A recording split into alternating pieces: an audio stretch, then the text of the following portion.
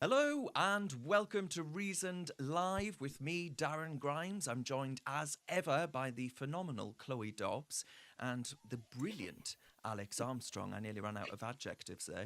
Uh, Thank you to both of you for your company as ever. Right, we've got loads to get through tonight actually, because last week I think was a bit of a quiet week, right? Because we were in a sort of Easter slumber, but it's come back with a vengeance. And well, I guess basically the world has continued to be mad, to spiral into a descent of chaos, and to reveal to us all that this country is on a pretty, I think, depressing trajectory right now. What's been, because Alex, you had a funny story that you were speaking about earlier this week, and it got some views actually, where you were speaking about glory holes. This is a Have you great spoken topic to about kick off glory the holes Reason before? podcast. It's not really a forte of mine, I have to admit, Darren. However, I think I've convinced a lot of people to visit Lincoln because Lincoln As a has reopened consequence. as a consequence. I was on GB News earlier this week and we were talking about the hot topic that is Lincoln Glory Hole reopening, which gave some absolute hysterical laughter from the rest of the panel, including Eamon Holmes, who said he was rummaging through a glory hole not that long ago, which is really bizarre. There's some bizarre moments, but just to be clear to everyone watching, so we're not being too crass. Lincoln Glory Hole is a pathway. I think the press have obviously picked this up because it's absolutely hilarious that it's called Lincoln Glory Hole, and also the comments from some of the people who live there saying, "I'm so frustrated. This glory hole's been closed for ages," and the council saying it was a really long, hard process to get Lincoln Glory Hole open. Really didn't help make that story less viral. It was great fun Right, though. yeah, yeah. Why did they call it Lincoln Glory Hole? God knows. God knows. Right. So can I just clarify? Apparently, glory hole back in the day used to be someone's attic or something, somewhere people stored lots of their own Oh, I personal treasure. see. So it's possibly a historical name. But Ah, there we go. so That's a many little bit of people. Do glory come hole up with facts for you. some Glory hole strange facts to kick off names the in this podcast. country for I would places. just I saw a advertise. video on Twitter earlier with some guy showing that there's a hill called Shoot Up Hill, which is directly opposite Kilburn Station, which is not a great combo. Right, Definitely okay. not. Oh, I thought you were being rude with shoot uphill, but now I see what you would. I see where you were going with that. Uh, anyway, this is descending into sort of softcore pornography, because actually the first message that has come through, Chloe, is from Civil Defence UK, and he says, Chloe, I assume it's a man, it could be a woman, no judgment here. Chloe is hot. He's not the first person to call you hot on Twitter today, but I won't go into that. Yes. Yeah. Yeah. Yeah. And right, I'm going to start then by talking about a non-controversial topic: Islam in the United Kingdom.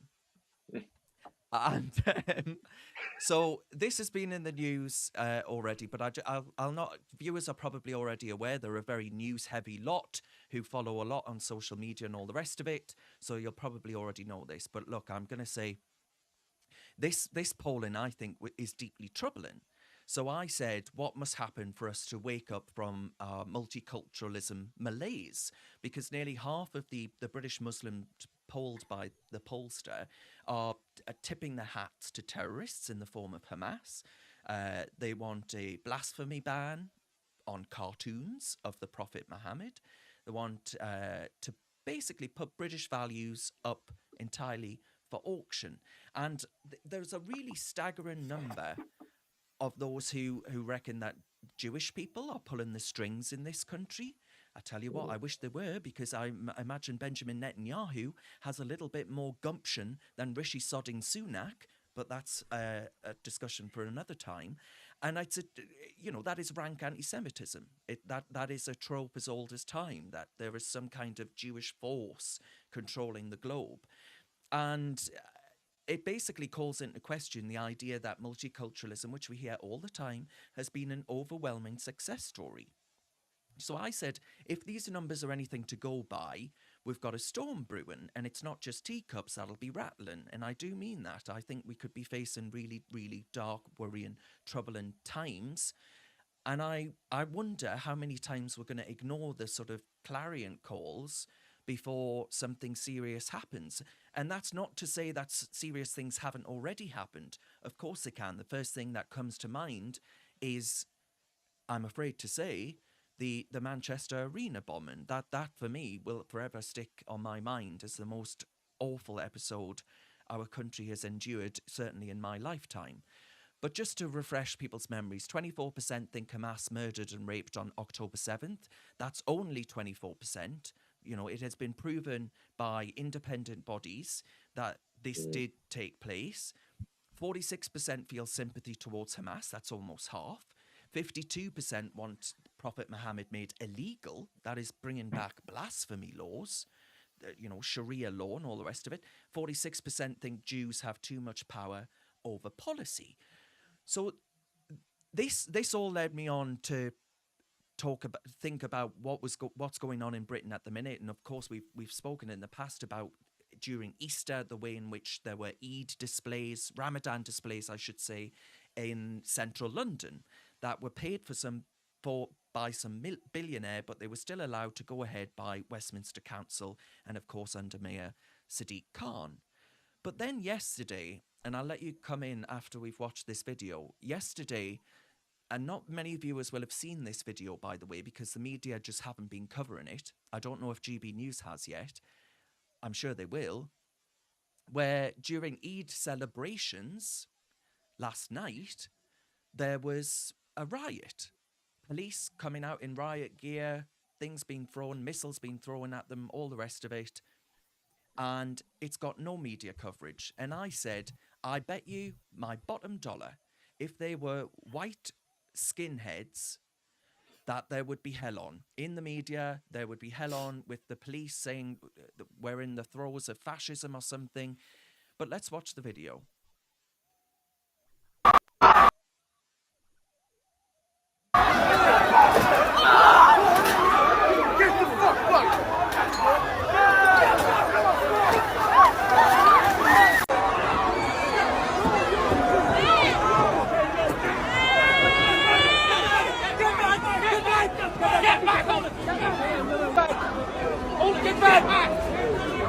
Get back!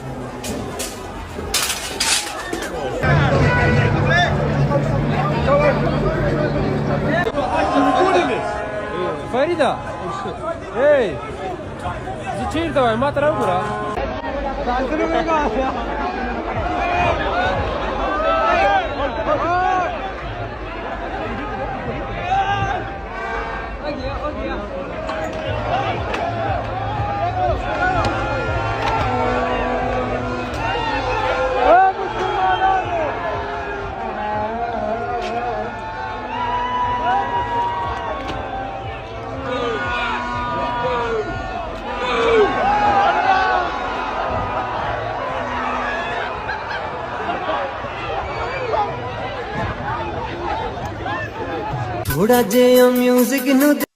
So that's, you know, Eid night in Southall Broadway in London, and complete chaos there, criminal damage like you wouldn't believe, people dancing about like they're having a really good time and enjoying themselves immensely. Someone's just commented saying the sound is appalling, by the way, so if you can't hear me, let me know and I'll turn myself up.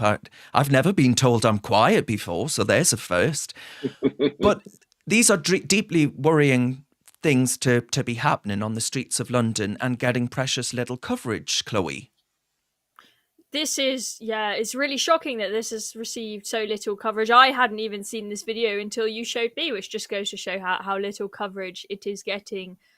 This is really horrifying what is happening to our streets. I used to feel proud to live in London and happy to live in London, thinking that this is one of the safest capitals that you can live in the world. But that is very rapidly changing. And as you saw there, you had individuals in the crowd throwing things at the police, which is just absolutely unacceptable. I know that many people are not happy entirely with how the police conduct themselves and how they police Britain, but to be throwing things at them is just completely unacceptable when they are there trying to do their jobs. And you showed us that poll just before the video. That's absolutely horrifying that nearly half of the Muslims that were polled are amicable to Hamas, and only 24% believe that they raped and murdered. That this is scary. And I'm not sure if it was in that poll or in another poll, but I think it was around half of Muslims polled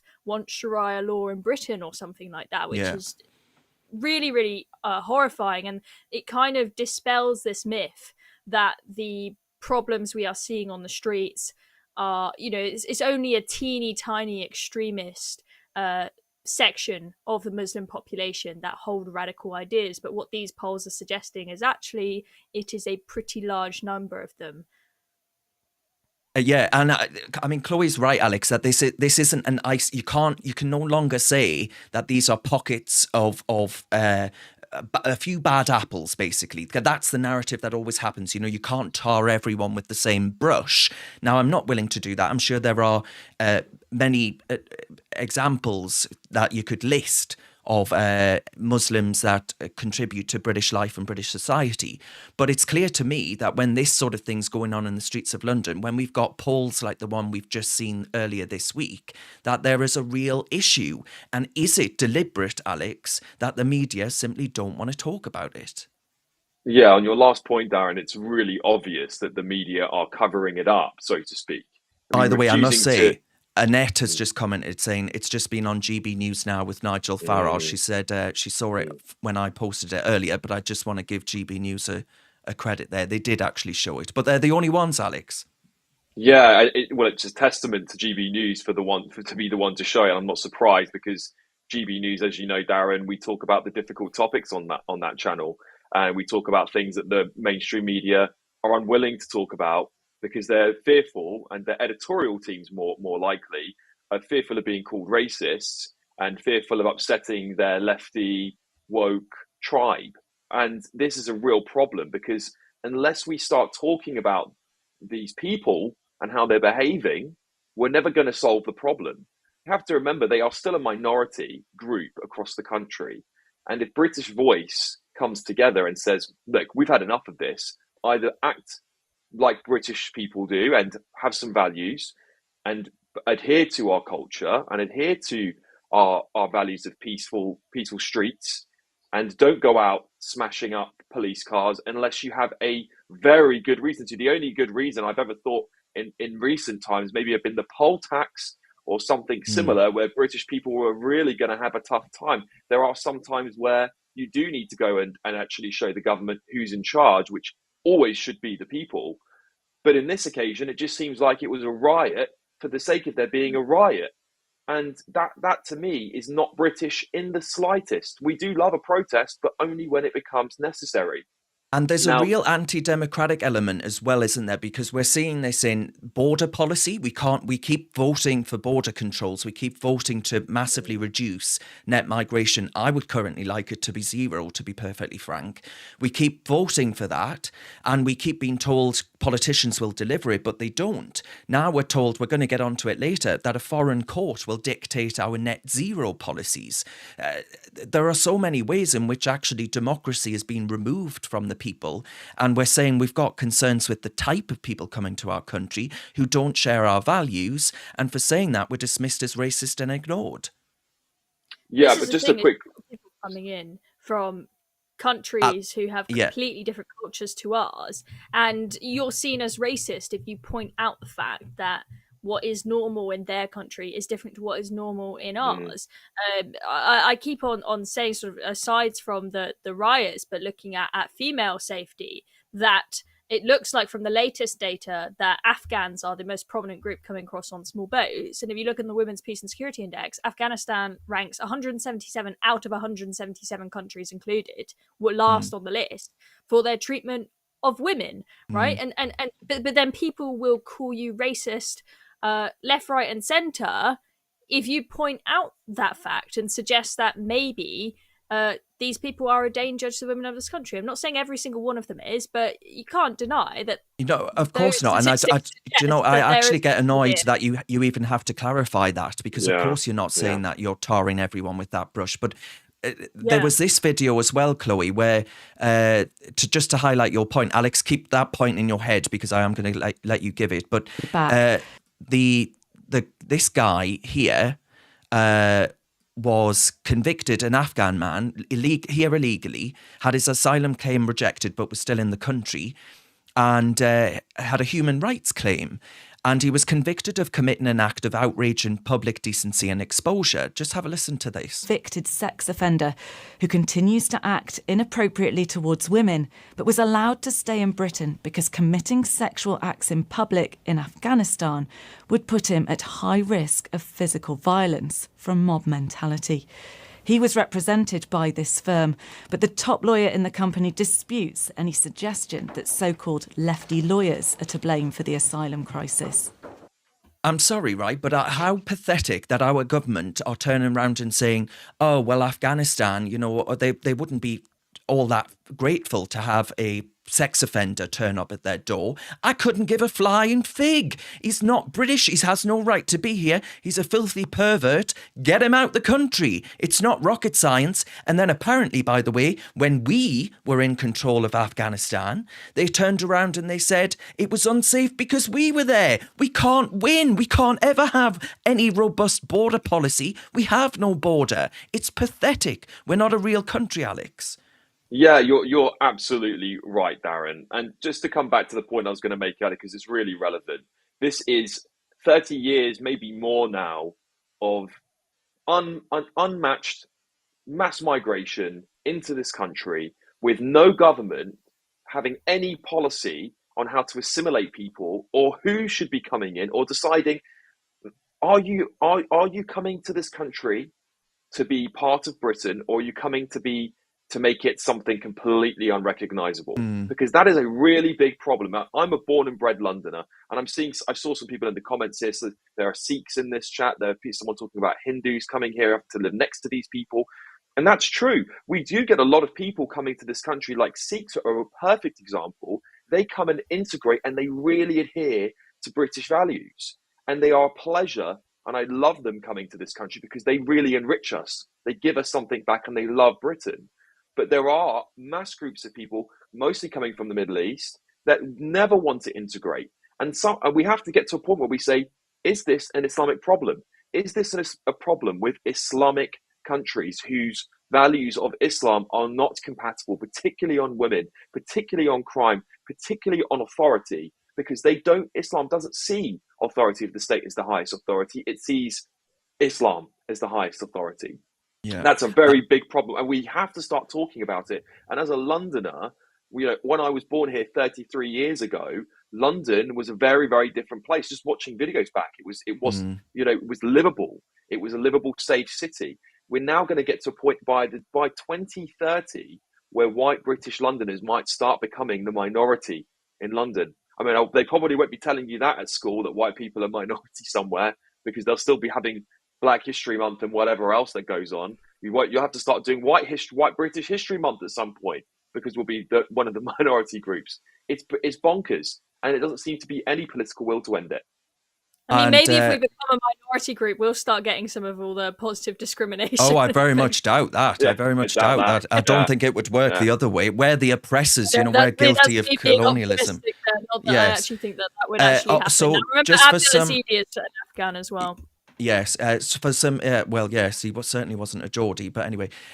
Always Poo on YouTube says, thanks, Tony Blair. You've given our nation over to foreigners and those who opposed to UK values, quite right. Religious sectarianism, by the way, in this country, really bad. Yvonne Ridley is standing in Newcastle, and she's standing against Cheon Wura, who's a Labour MP, whose biggest piece of correspondence is actually on the Palestine conflict, apparently, which I think tells you all you need to know.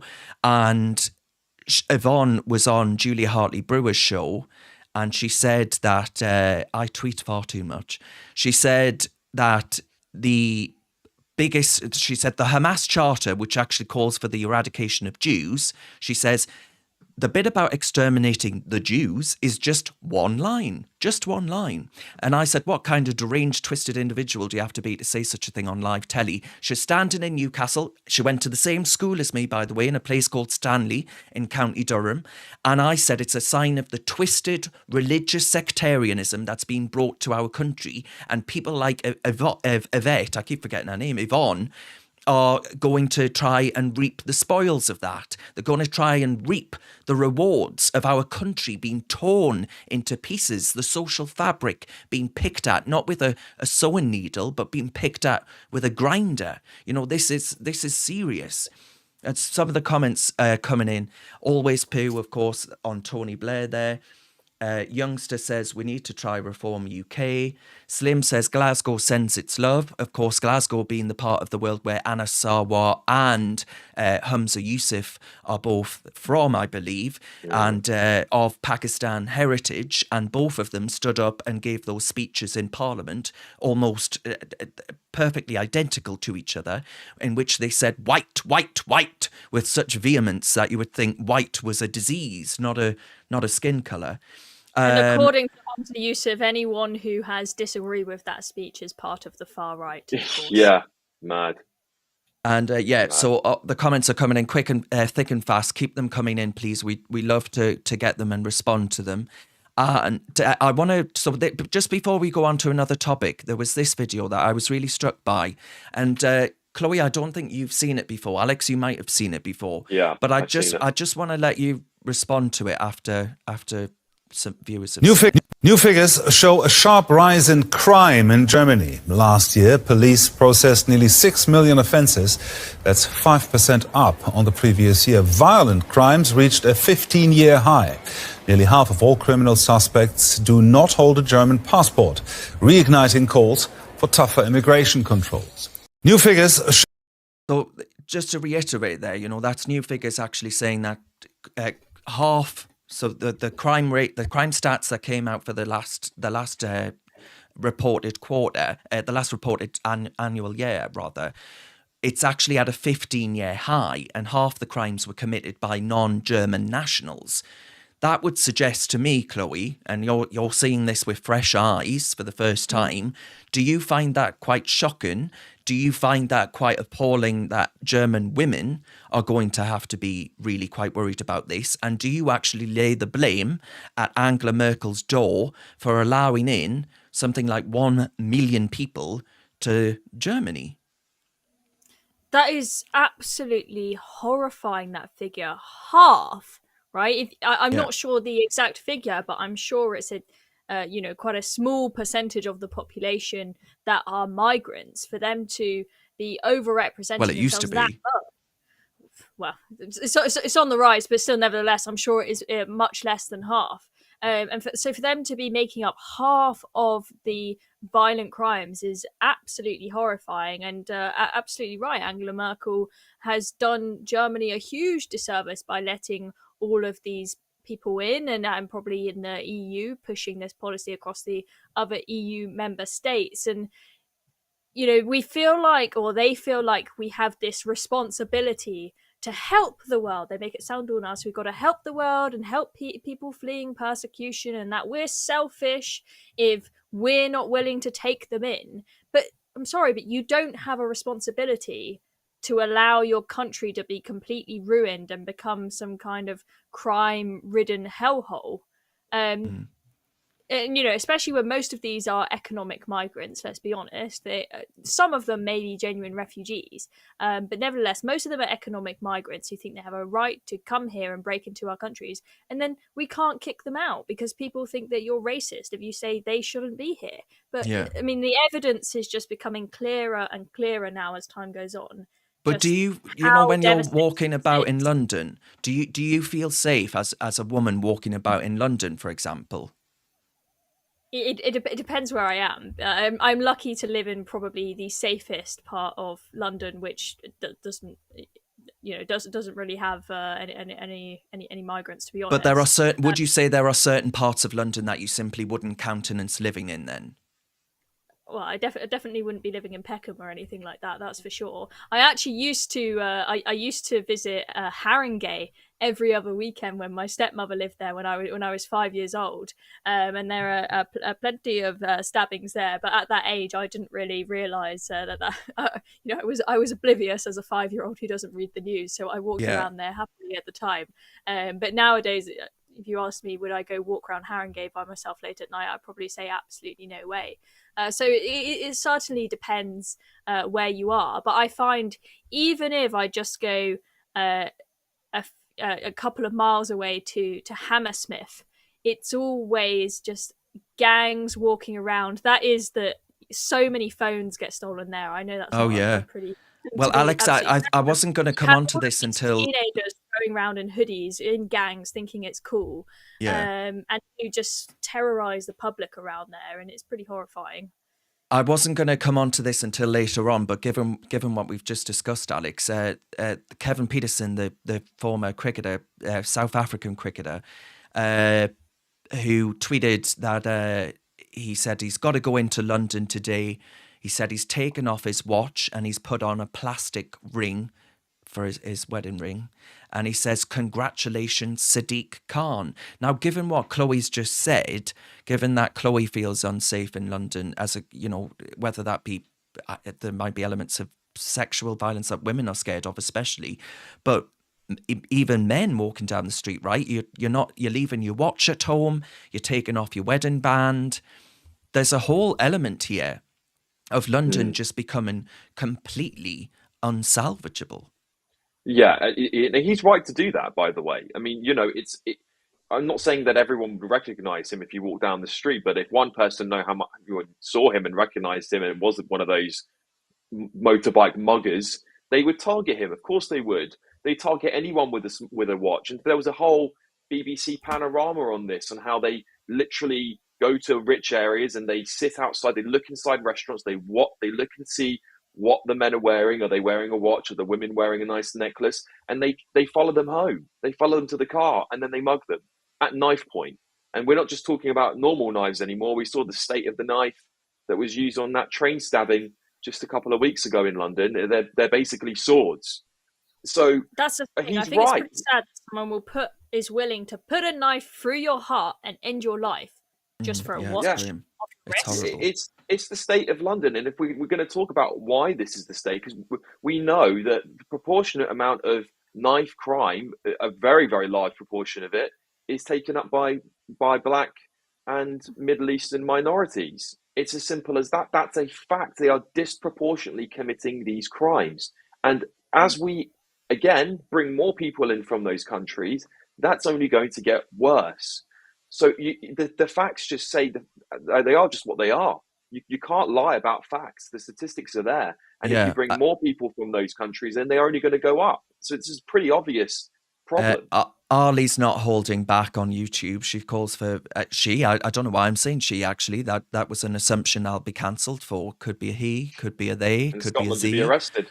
Well, absolutely. Repatriation, things cannot go on like this. Children losing their future. Slim mentions Hamza Yusuf's drug-dealing brother-in-law. Well, that's a discussion for another time that we must talk about.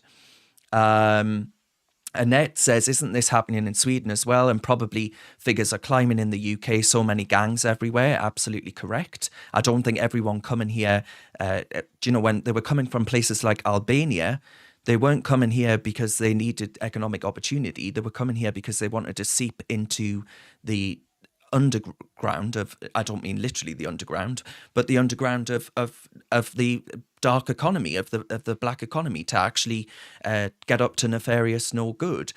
Yeah. Ryan says they're not immigrants, they're invaders, period. We have the same BS here in Canada and everywhere. Slim says carry a spare wallet that only has a small amount of cash in it. Even in Glasgow, Slim says we've been told not to wear nice watches. So we've got to change our lives as a consequence of the worsening of our country, in large part thanks to mass migration and two-tier policing. That is a disgusting thing to try and accept. And keep your comments coming in. We love them, coming in thick and fast. And then, Alex, you pointed out that Matthew Stadlin, who is for those that don't know, is a left-wing commentator, and he's sort of like a champagne socialist. And he says, Kevin Peterson venturing into London for the day and joining the 9 million of us who live here really is brave of him. He says, sad really. Peterson was one of England's bravest and greatest batsmen. Loved watching him. And then Carl Benjamin replied saying, you got mugged the other day, mate. I mean, he's absolutely right. Has this guy got no self-awareness? He was just mugged. He said he would never be mugged in London. London was great, fantastic, safe as houses. And then he gets mugged, holding his bloody phone, walking his dog. You know, this is... Calm as a bitch, eh? What's hilarious about this, just to give anyone who hasn't seen the Matthew Stadland story, just to give a bit of context and a bit of a laugh to you all about how delusional these lefties are. Matthew Stadland, before he got mugged a couple of years ago, tweeted, I will never be mugged. I'm basically calling himself unmuggable in London, and laughed in the face of anyone that had ever been mugged. Of course, he then goes and posts that he's had his phone mugged off of him. He then a big Twitter account, I think it's called Defiant Elves, which is basically people taking very bad losses online, then posted the two tweets together, in which Elon Musk even responded with a laughing face. So, you know, that's right, Matthew called himself a street fighter, trained street fighter. So hilarious. A man who's literally just been subject to a serious crime in London is then going and taking the mick out of somebody who's doing a more sensible thing than Matthew has. It's bonkers. These lefties are delusional. Totally right. The thing is, the phone stealing is the most What a common mug, thing. yeah. You asked me, Darren, do I feel safe in London? And to be honest, you know, unless I go to some dodgy parts, you know, I'm personally don't have a huge fear of, say, you know, being raped or being abducted or something like that. But I do always fear about my phone being stolen. My hand is on my phone all the time. Luckily, I'm not rich enough to afford a Rolex yet, so I don't have to worry about that yet. But you know, maybe one day. I mean, you know, I have an Apple Watch. It's on a contract, right? But I shouldn't have to walk down the street and fear that someone's going to take it from me, and that the police would just go, nothing we can do here, mate. We're too busy policing another sodding Palestinian protest of 1 million people that's going on for the 20th time this week. You know, it's just it's farcical. Well, that's the thing. That's the reason that these people do it, and they make a business out of this, and they get away with it because the police won't do anything. They think phone being stolen not our top priority, so that's why it keeps going on. Well, and it's on stabbing and all the rest of it. You know, my friend My had his phone stolen off him at Hammersmith, the place I mentioned. You've got all these teenagers walking around in gangs, taking phones off people, and it, you know, ended up breaking out into a fight, and the police coming. But anyway, the police, they managed to pin down the guy that stole my friend's phone, and he had with him like bags of like 10, 15 phones that he'd taken off people, which was just absolutely crazy. That was the one time when the police actually did catch them. But we saw. All right, I'm bored of talking about London. An Apple store, just taking phone after phone after phone, and the employees just standing there doing nothing. Police not around. Just walks out, pants full of iPhones. Yeah, right. So Paul says that Matthew Stadland is a mug. Well, yes, he is. He really Youngster is a mug. Simmons says, as much as it feels common sense to remove watches, etc., I don't think we can bow to it anymore. This is what's got us into this far time to stand tall, push back, and let us help each other. We cannot hide from it. I do think we need to be a bit more vocal on all of this. Right, let's move on to our next topic, and that is the CAS review. Now, what is the CAS review? The CAS review is set up by a woman called Hilary Cass. I'm just going to check that she is actually called Dr. Hilary Cass, who is the chair of this report. And it's a very, very lengthy report. I haven't, I admit, read it. Dr. Hilary Cass is this lady here on your screens.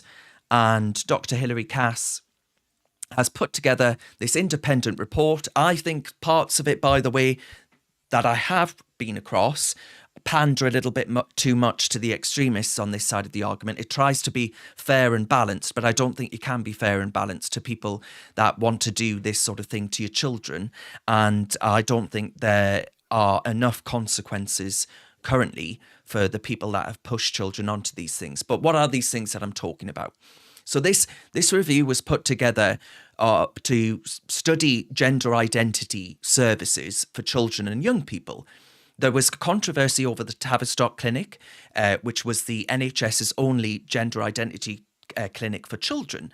Now, that clinic saw children on sometimes as low as 2 appointments, and after those 2 appointments, placed them on these experimental hormones, puberty blockers, these drugs that aren't tried, aren't tested, and said that they were generally reversible, but they weren't. They're generally irreversible. The consequences that it does to your voice, perhaps your development of your bones even, and of your brain.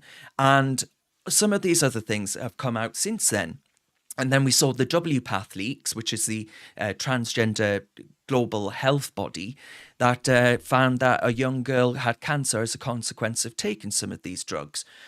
So there are, I think, there ought to be serious consequences for anybody that has pushed a child into doing things like wearing breast binders, manipulating their body in any way. But I just want to quickly go through some of the findings from this report. Now, as I just admitted, I haven't been through it, but I did ask, with the help of artificial intelligence, for them to go through it. And I knew that there would be safeguarding concerns from this document and what the evidence is on autism and being lesbian, gay or bisexual.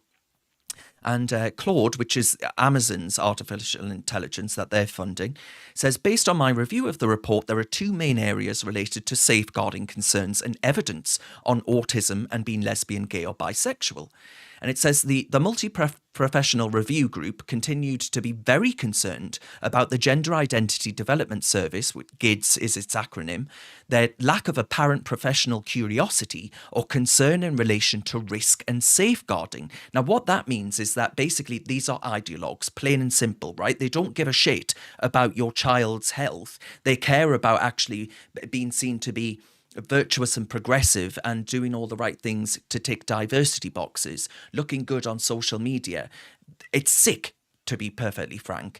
It says there are examples of issues identified by the MPRG, included increased psychosocial vulnerability, including complex family relationships, situations, illness, addiction, domestic abuse, and online abuse, grooming, isolation, self-harm, suicidality.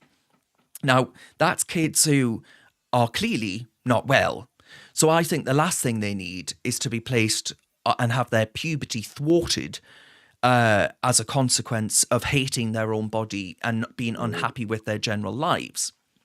Clinicians described the review how in some cases where the child's gender identity was consciously or unconsciously influenced by the parent, there were some from the NHS Tavistock Clinic that whistleblowers reported saying that there were parents that would come in who were of the Muslim faith, who would say that they preferred a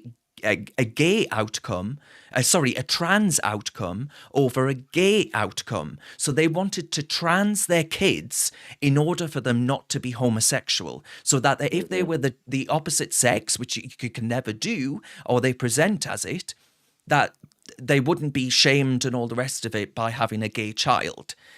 The review also heard a series of accounts of children and young people at safeguarding risk being lost to follow-up or young people presenting to the emergency department with a safeguarding history that staff were unaware of. Do your bloody job, right? The NHS is this big, massive, monolithic beast. All of this data is readily available within the NHS system.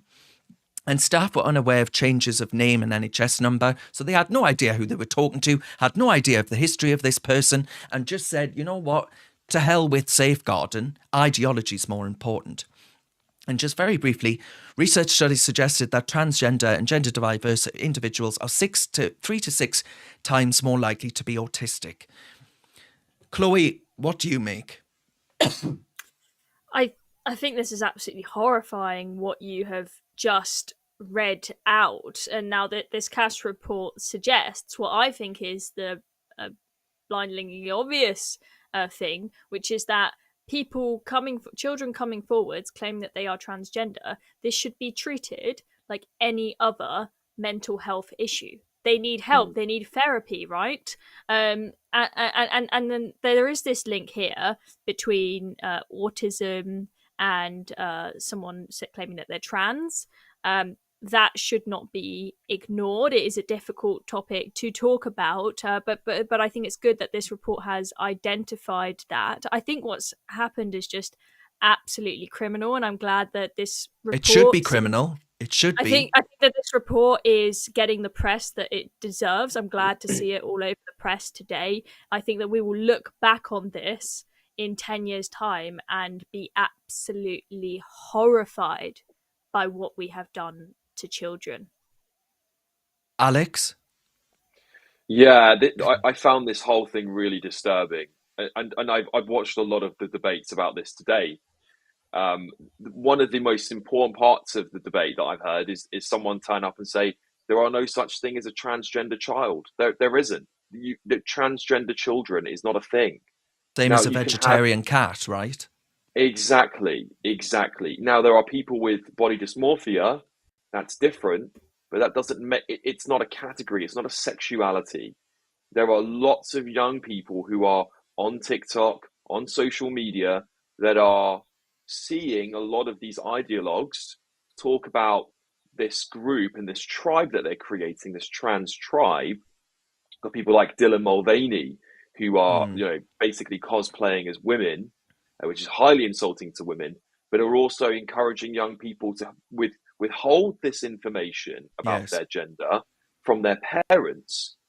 And instead, and we've got that possible law going through where schools will be able to withhold that information from parents too. So these kids, these young people who are really struggling, clearly, really struggling with self-identity, and a lot of young people do, particularly gay and LGBT young people do. Especially autistic children as well, Alex. You're right. You're absolutely right. But there is a very interesting correlation that I think the audience would like to know, which is, guess what country in the world has the highest transgender surgery? It's Iran. Mm-hmm. Iran. It takes the unlikely spot as the country with the most transgender surgery.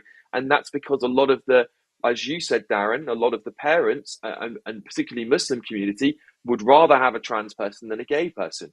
So it's a really disturbing trend to see this. It's life-changing surgery that can never be undone. And a lot of these young people go to commit suicide in their early 20s. It's the very Kira Bell disturbing. case, the Kira Bell case where she won that landmark case and said that they should never have done this to her, and or allowed her to say that she wanted to do it to herself because she was a vulnerable child. And the BBC, it's one of the best things the BBC have done, and I don't say that very often, was the BBC Newsnight expose on the NHS Tavistock Clinic. And it changed everything for me. It was eye-opening. It was just, I couldn't believe this was happening. I do believe it now, obviously. Hilary Casp clearly believes it too. And this independent report makes it absolutely clear. But Chloe, have you got any faith whatsoever that actually we're going to see safeguarding placed ahead of ideology, this trans ideology, when it comes to our children? Because Slim says on YouTube, it will go on as long as there is money to be made from it. And I'm afraid to say there is a vested interest here, which is pharmaceutical companies who will make lots of money if there are lots of trans children who are blocking their puberty. So a couple of things to say about that. I would like to be slightly optimistic and think that now that this report has come out and now that the NHS, we've seen them make some moves against this kind of behaviour with them banning puberty blockers and closing down the Tavistock clinic, I would like to think that at least in this country, the tide is starting to turn against this. However, I am very concerned about America, where profit is even more pertinent in the medical industry there, where you've got doctors and pharmaceutical companies making hundreds of thousands of dollars off of these kids from transing them, giving them all these hormone blockers, and then they know that it is it's a trajectory that they start them on the trajectory, and then they keep on getting more money from them because you start them on hormone blockers, and then soon enough you'll convince them to get surgeries and whatnot, and you'll get more and more money out of them, and that for me is really concerning. And we are just experimenting on kids. I just wanted to go back to the puberty blockers, because I know you mentioned some of the adverse side effects of this, and you mentioned things like your bones not developing properly and stuff, but it's even worse than that. Obviously we have limited evidence on this because it's a fairly new phenomenon, but the evidence that we do have is suggesting that for a lot of people this means that they then remain infertile for the rest of their lives. Another thing that was interesting, it might sound a bit funny, but I think it's important to bring up, is some people who are given hormone blockers, puberty blockers, they then are never able to orgasm again in their entire life, as well as being completely infertile, which I just want to add on to the back of what you're saying there, Chloe, because the LGB societies, these organizations, these so-called charities have a lot to answer for. They have been putting out publication after publication in Mermaids. Schools, mermaids and otherwise, Stonewall and otherwise. They have been putting out these publications to young people in schools, and it is messing with their heads. And these so-called activists who are now bored because they have equality to the max, if not they have privilege. There's a lot of privilege in the gay society now. They have a new battle because they can't just be happy with getting what they want. They now have to find a new authority to battle. They are a plague on our nation. Those societies, an absolute plague. It's what Douglas Murray describes as the St. George syndrome, where St. George has slayed the dragon and now he goes around mercilessly killing sheep because he's got nothing else to fight. And I'm afraid that children have become the sheep, and the trans crusade, the latest crusade. Now, Ali, I just want to give a little shout out to Ali, because Ali on YouTube has said, who is trans, by the way, has been commenting along to this, and I haven't had a chance to respond yet. But Ali says, truly, seeing what the whole process is like, Ali says that they went through, I have no idea if it's a man or woman, went through a really rigorous process, and obviously an age-appropriate process with a lot of research and a lot of deep thinking, which obviously strikes me as incredibly pertinent in those kinds of cases. I think you can do what you want to your body, right? I think you, as a consenting adult, call yourself whatever you want, wear whatever you want, but just don't make demands of others, and certainly don't go after children. That's my red line, and I think that's a red line that's pretty accepted throughout the British public. And Ali says that surgery is not for the faint-hearted. Yeah, and I'm sure Ali also agrees it ain't for children. And I just want to add on to the back of this, because we're talking about the NHS a lot these days because it's an election year and Labour want to play it up, of course. I personally believe these surgeries should not be available under the National Health Service. The National Health Service is there to look after sick people. It now has become a menu of things, and actually one of the reasons why children are being targeted. Oh, we've got a comment flying around. One of the reasons why children are being targeted is because there is a part of the rules of the NHS which say if you're a young person suffering from mental health issues, that they will perform surgeries that would necessarily not be allowed for adults. So it's really important we talk about how the NHS works as well as part of this conversation. Yeah, I want to move on, but I want to talk about Ali is male to female, by the way, and he says, I know I'll never be truly female, but it helps the dysmorphia. I just don't want others to ever experience this. And I think that I really welcome that kind of interaction and that kind of discourse. And I thank you, Ali, for being part of the conversation today. But Annette says for some reason I managed to make Annette's comment absolutely huge, but Annette says it's criminal, Chloe. It's an ideology again, and it's taking advantage of vulnerable children who feel they don't belong to society. They need help with often physiological problems. It's psychological, autism, and it's all of the depression and all these other things. You have such as Stonewall, etc., making a fortune out of this. Yeah, that's true. Like Black Lives Matter, etc. It's a real grift. The long-term repercussions of this for these children is very sad. It's heartbreaking, and I think it ought to be criminal, Annette. We need the government to bring laws in to stop this, and not just guidelines. At least it's come out into the open now. Yeah. But I mean, just very briefly then, in a word, would both of you like to see criminal sanctions to those who have pushed this, especially in the NHS? Absolutely, yeah. But what I want to say is also, as well as having the laws in place, is making sure that they are enforced and making sure that they're thorough and there are not loopholes that can easily be got around. Because what we saw was that these sort of dodgy online private clinics found a loophole where kids could order puberty blockers online without their parents even knowing and without them ever even seeing them in person through some legal loophole. That is terrifying. So there needs to be laws, but they need to be properly enforced, and they need to make sure that, you know, they cover everything so that these kind of loopholes can't be exploited. Yeah. Right. Okay. Moving on to some good news. And it's Brexit news. Woo! I haven't spoken about Brexit in a while. My bread and butter. So services trade, which, by the way, you know, just to give a caveat to that, services trade, I think actually we shouldn't only be a services economy, and I do find that quite sad. But if we are insisting on net zero and all the rest of it, well, you can forget being a manufacturing superpower, because you can't you can't power a factory on a sodding wind turbine. But anyway, this is good news. It says the UK has become the world's 4th largest exporter, thanks to a boost in services fresh trade figures have revealed. It comes after the UK ranked 7th in 2021, moving up 3 places in the figures for exporting goods and services in 2022. That's confirmed by the United Nations. Kemi Badenoch said these new figures show the UK is punching above its weight on trade and is on track to reach our ambition of exporting £1 trillion of goods and services a year by 2030. Now, I'll take you back to the EU referendum. George Osborne stood next to Liz Truss, believe it or not, who was Chief Secretary to the Treasury at the time.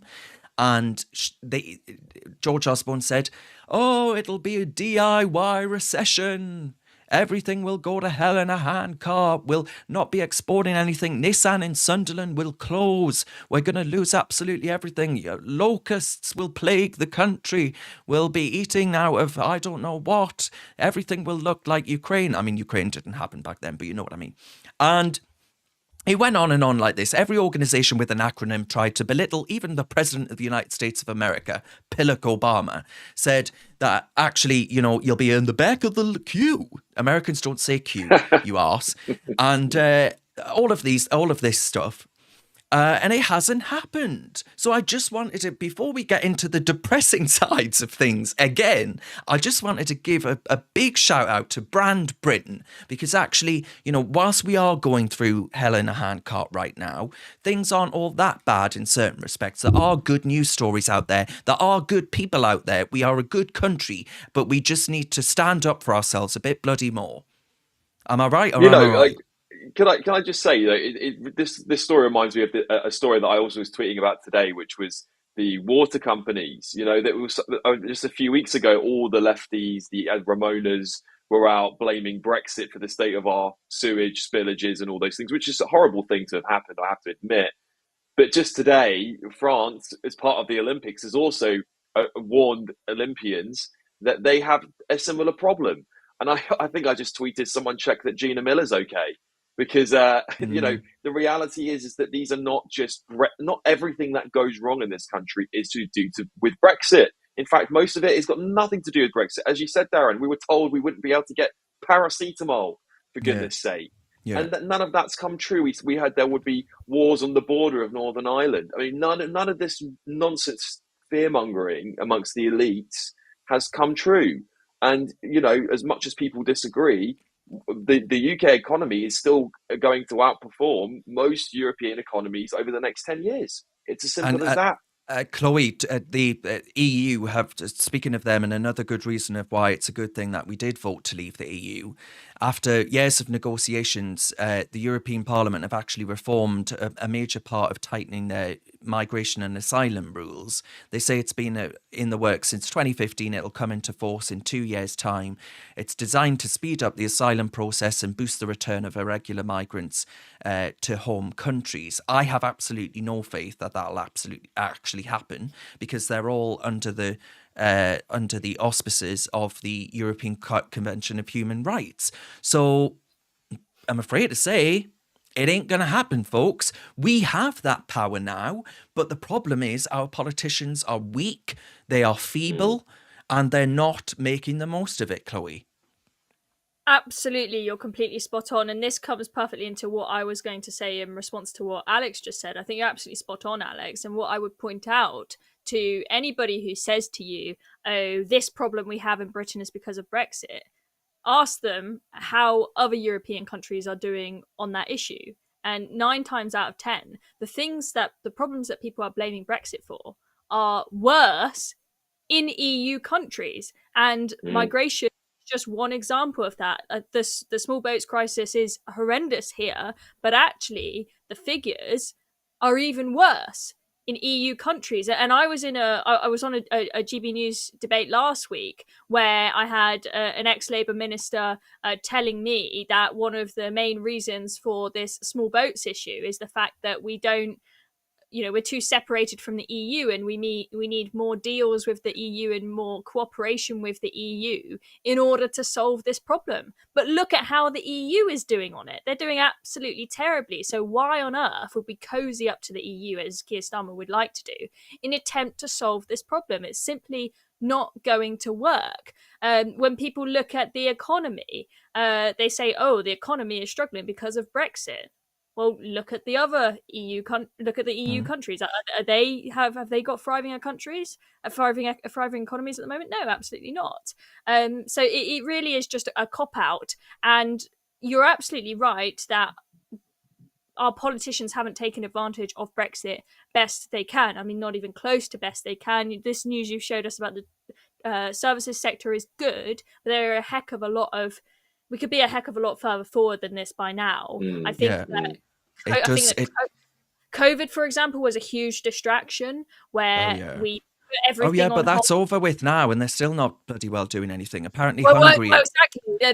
There is no excuse now. And for example, we could have had a great advantage from cutting red tape and having a regulatory advantage over other countries, but we haven't really done that. There's so much that we could have done to make Brexit a success, but that's not to say that we can't take advantage of our newfound powers in the future. So I think there is hope in long term. Brexit is a good thing. I don't know what our freedoms will look like under Sir Keir Starmer, but anyway, Hungary have vowed not to take any irregular migrants regardless of the migration pact, and Polish Prime Minister Donald Tusk, who used to be heavily involved in the European Council, rejected the proposal as unacceptable, and said that paying into an EU fund for frontline states, no, siree. They've all changed their tune. But anyway, Tory backlash against European Court of Human Rights climate ruling. Now, this is an important story, right? Because the media, the political elite, every organisation with an acronym, the same fellas that said that if we voted for Brexit would be up shit creek without a paddle. They're keen to push net zero, right? They're keen to push net zero in the same way they were keen to get us to campaign for a Remain vote. And farming groups are turning around protesting in Westminster. There are steelworks closing down, saying we simply can't operate in this country now. And car manufacturing is, it's still going well with electric vehicles, but apart from everything, as far as everything else is concerned, not so great. And so there are concerns starting to be raised about net zero, especially when people are being pushed into energy poverty, and they are currently massively, I think there are record levels actually of debt owed to energy companies. as a consequence of energy bills being going so high that people are struggling to actually pay their bills off. Many of them, my family members, by the way. This is real people who are being hit by what I would deem to be net zero policies in a country which is really resource rich. We have the facilities, the capabilities to actually heat our homes, power our lives, but we refuse to do it. We are 0.9% of global CO2 emissions, and yet we are, I would argue, taking up much greater percent of the global initiative in the name of net zero, which I actually argue is net stupid and massively pro immiseration. But the ECHR, the European Court of Human Rights, who also denies us the right to border controls in the name of human rights and all the rest of it, right to a family life, you can't deport terrorists, you can't deport sex offenders, you can't deport XYZ. They also turned around and they said that people have a duty to be protected from climate change, is what the European Court of Human Rights has now said. Now, Claire Coutinho, who is the Energy Secretary for the Tories, she said she was concerned that Strasbourg judges were taking over decisions best made by elected politicians. Exactly the same with our borders. Now, senior Tories have urged Rishi Sunak to take Britain out of the European Convention on Human Rights in the wake of the ruling. They argue that the court is acting in a profoundly undemocratic way and being bent out of shape by progressive activists and politicians. And just by the way, half of Conservative voters believe that we should go out of the European Convention on Human Rights. That's half of the voters that voted for them in 2019 that they need to win back if they have any hope of not being reduced to a rump in Parliament that's so backbench they've basically fallen off. And there was one British judge, on this court, just to give viewers context. This one British judge said that this would be an overreach by the court, that this isn't the place of the court to dictate on net zero policies, to be the disciples of Greta Thunberg. He didn't actually say that. That's me adding words into his mouth. But this one judge opposed the ruling, and he was clearly overruled. Now, Alex, correct me if I'm wrong, but we've been told time and again that the reason we need to stay in the ECHR is because we were founders of the ECHR as it was originally set out, which, by the way, it's massively changed since those days. It's now this activist European Union-linked beast. And we were told we have influence on their court.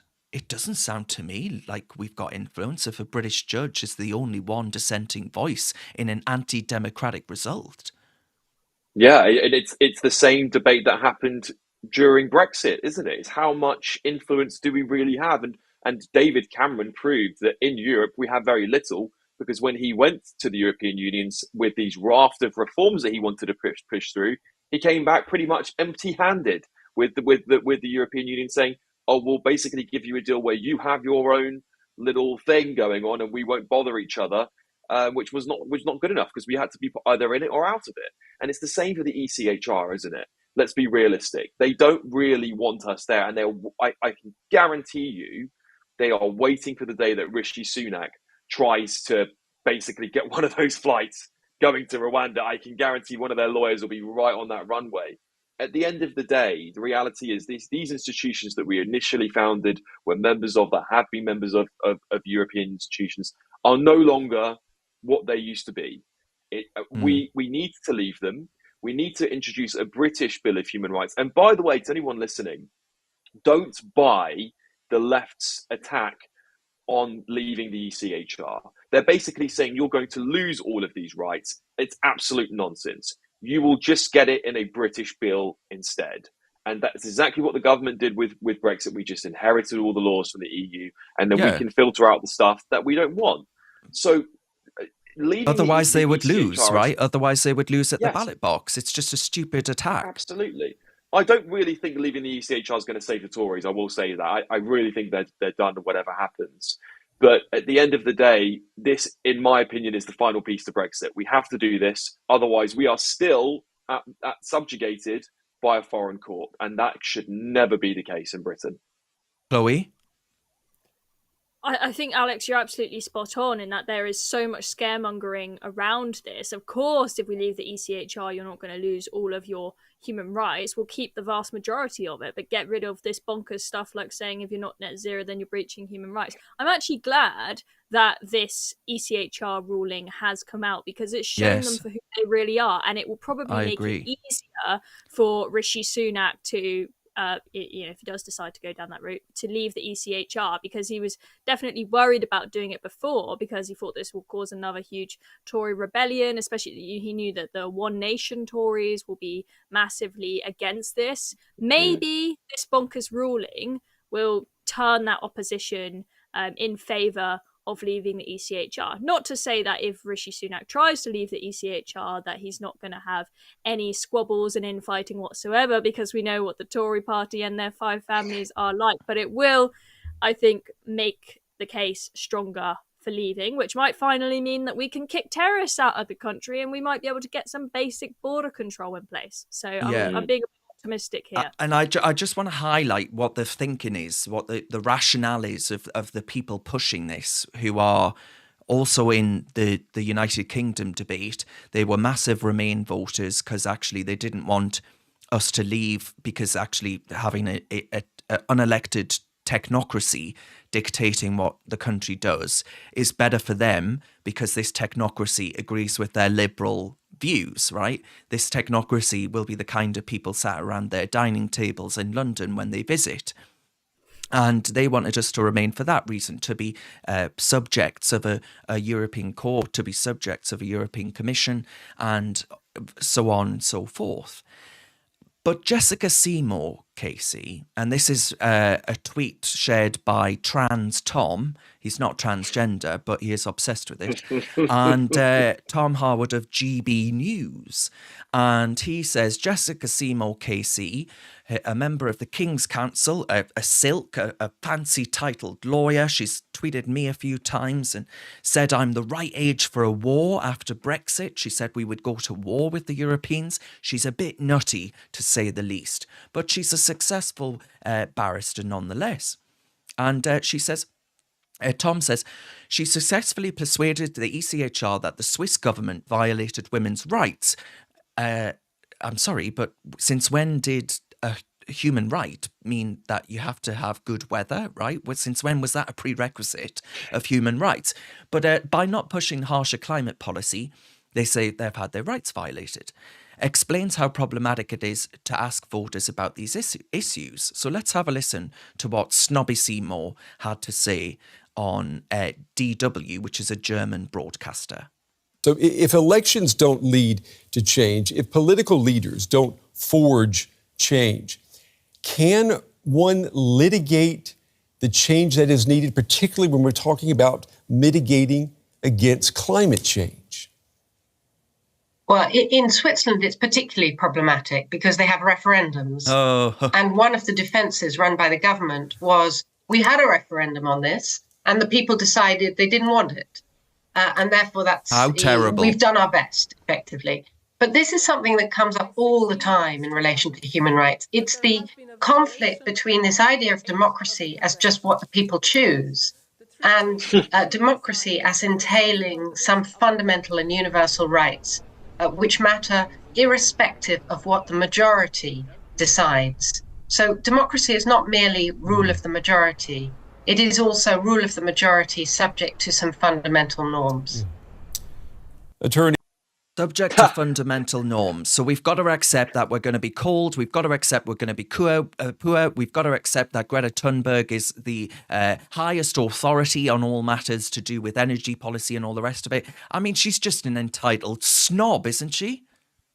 So I will agree with some of what she said, but not her final conclusion. So I agreed that democracy does not merely mean having a vote. I think most political theorists in democracy will put democracy on a scale and will include rights as well. But I think that rights need to be, I think if you start calling everything a right, then that loses all meaning as to what a right actually is. A right needs to be something sort of very basic and fundamental, like freedom of speech and freedom of conscience.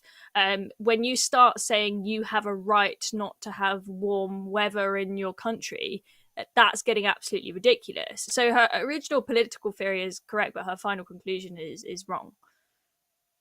Yeah, Alex, I mean, is democracy, is getting what you vote for, listening to the people, being accountable to the public, is that not a right? I mean, look, the fundamental principle of democracy is that it's the people, any class, being able to decide the law, and particularly when it comes to referendums, that's what people expect. Now, Europe has a very bad track record of following referendum results as it is, which should say enough about how the European Union's governed.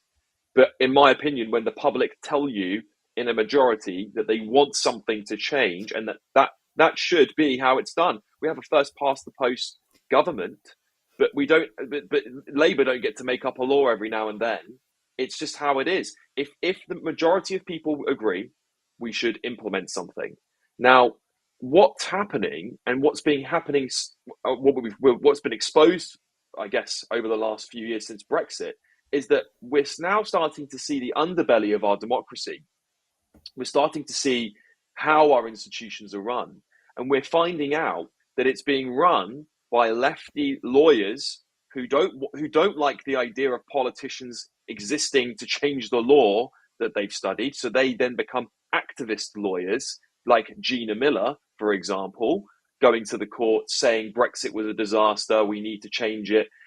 All these types of people are very, very dangerous because they want to impose a fascism, a bigoted version of democracy that only serves a purpose when it fits their agenda. And they will happily use the court. We're seeing this in America now with Donald Trump. Whether you like him or loathe him, the court is being weaponized against him. It's a slippery slope to fascism, and it has got to stop now before it's too late. And a lot more people need to be talking about this. Yeah, a lot of people need to be worried about it because it says democracy doesn't exist anymore. It says that the ECHR is sacrosanct and we need to get real about leaving it. It ain't going to happen under Sir Keir Starmer.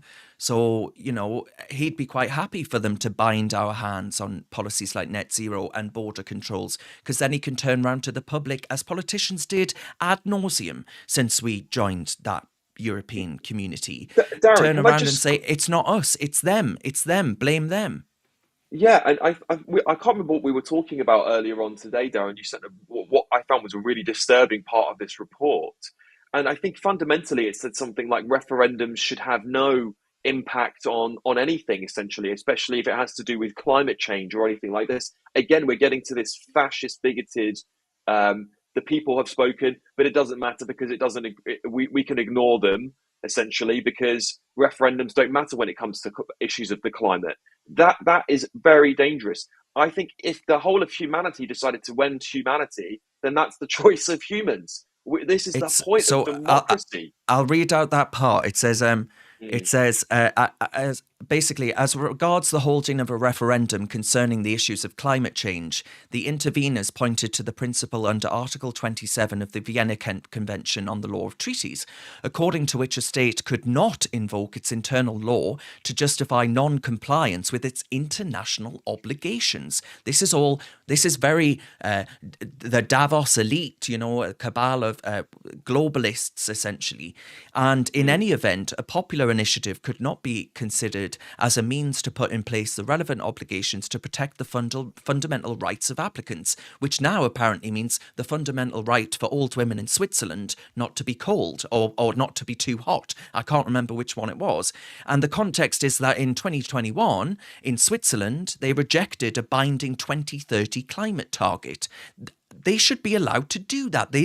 Therefore, it follows that Switzerland does not have a functioning democracy. And the quote is an academic legal resource that the ECHR sought, suggesting that their oddball view of rights trumps democracy and a democratic vote. That is what really, really troubles me. We need to be more animated about this, don't we, Chloe?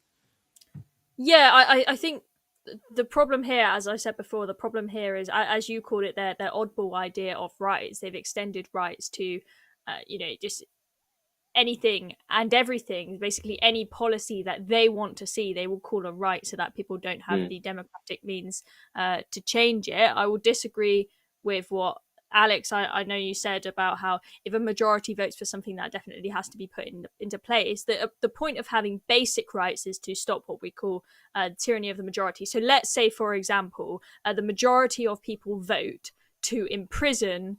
Yeah, Chloe, that's all well and good, though. Hang on, that's all well and good when it comes to the justice. That's all well and good to a fair trial. That's all well and good to going back to the days of the Magna Carta, even, right?